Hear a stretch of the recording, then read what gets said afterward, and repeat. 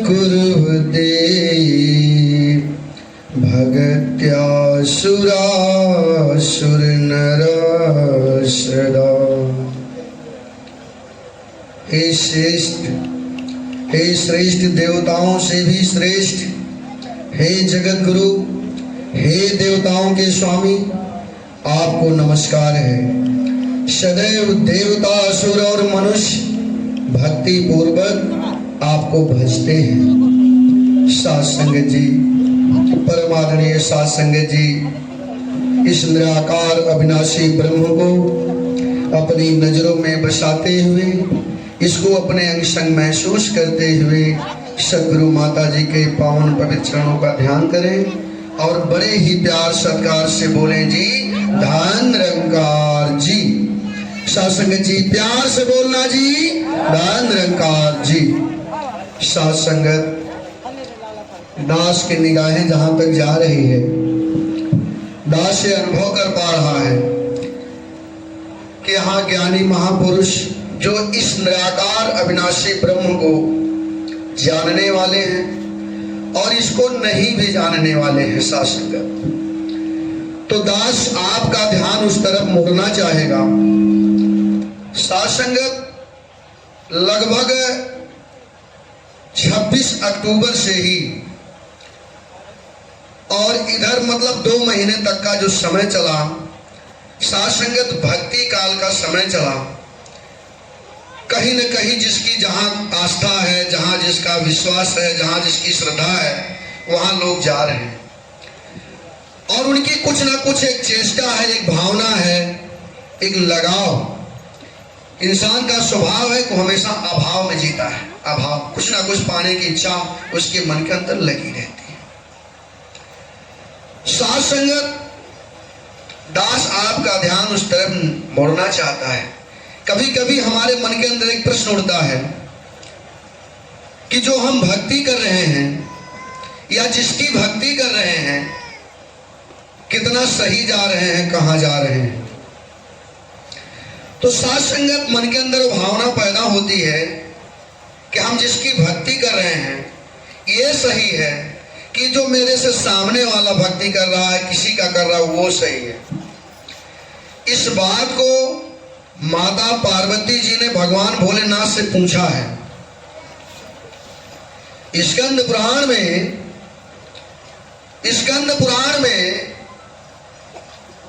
पुराण का दृश्य है। माता पार्वती जी भगवान भोलेनाथ के चरणों में अध्यासीन है और भगवान भोलेनाथ से कुछ प्रश्न करती हैं जो आज हमारा और आपका प्रश्न है। वो पूछती हैं कि भोलेनाथ, इस संसार में सबसे श्रेष्ठ भक्ति किसकी है और सबसे श्रेष्ठ भक्त कौन सा है? ये साधारण बात नहीं है, केवल कहने और सुनने के लिए है। पूरा संसार इसी में उलझा हुआ है। दास 36 साल से देख रहा है, पूरा संसार इसी में उलझा हुआ है।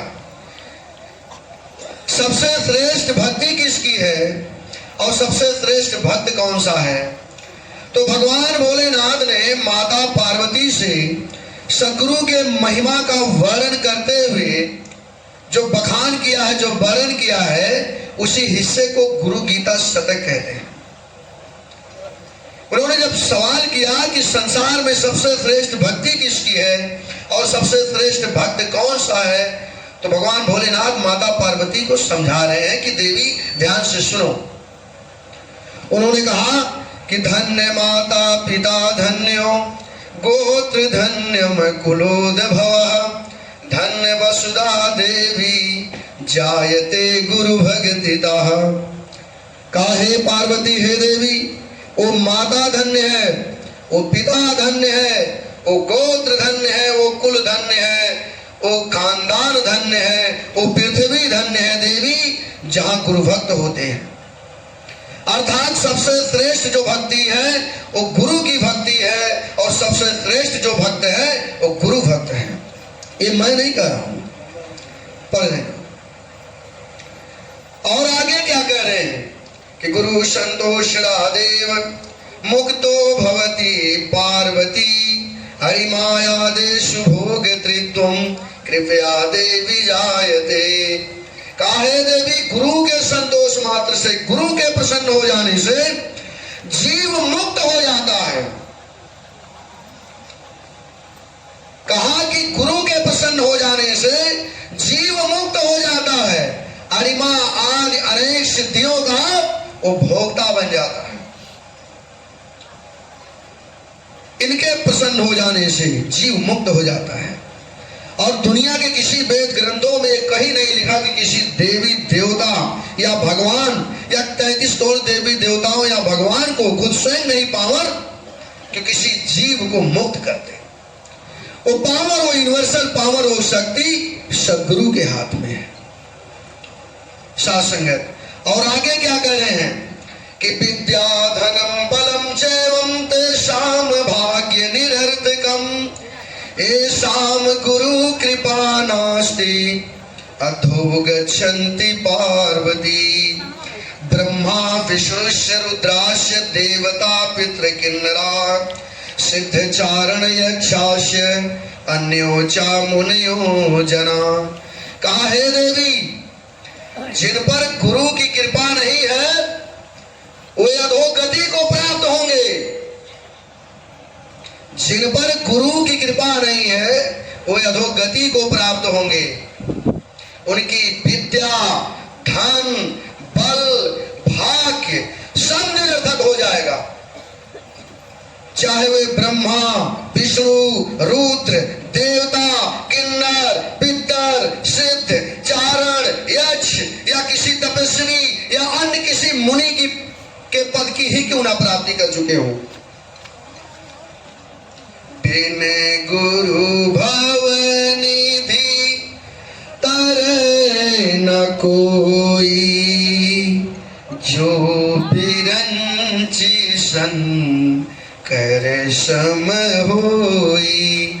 कहा कोई खुद स्वयं मेरे समान ही क्यों ना हो जाए, लेकिन बिना इनके किसी का पार उतारा होने वाला नहीं है। यही आवाज निरंकारी मिशन 1929 से दे रहा है, 1929 से दे रहा है। तो बात समझ में नहीं आ रही है। क्यों नहीं समझ में आ रही है? क्योंकि माइक पे तो शिवनाथ जी बोल रहे हैं ना, तो साधारण व्यक्ति है, इसकी बात मैं क्यों मानूं। लेकिन दास ने जो पक्ष रखा वो पक्ष रखा, कोई देख लेना पढ़ लेना, मैं नहीं कह रहा हूं। जो बातें मैंने पढ़ी है, सुनी है, उसी को मैं बोला हूं। कोई जाकर के देख लेना, पढ़ लेना। स्कंद पुराण में भगवान भोलेनाथ ने माता पार्वती से जिस हिस्से में सदगुरु के महिमा का वर्णन किया है वही हिस्सा गुरु गीता शतक कहा जाता है। सासंगत तो दास बात अपनी आगे नहीं बढ़ाएगा। संसार वालों को आवाज चारों जुगों से महापुरुष दे रहे हैं, लेकिन कोई कोई समझ जाता, कोई कोई नहीं समझ पाता है। सासंगत तो दास अपनी बात आगे नहीं बढ़ाएगा। आप लोग समझ गए, इसके लिए आपका लाख लाख शुक्राना। और सदगुरु माता जी क्या कहूं, ये दिल की हसरत जुबा पर आने लगी है। आपने देखा है और जिंदगी मुस्कुराने लगी है। ये इश्क की इम्तिहान है या मेरी दीवानगी साकी कि हर सूरत में तेरी सूरत नजर आने लगी है, हर सूरत में तेरी सूरत नजर आने लगी है। साथ संगत बड़े प्यार सत्कार से बोलना जी, धन निरंकार जी।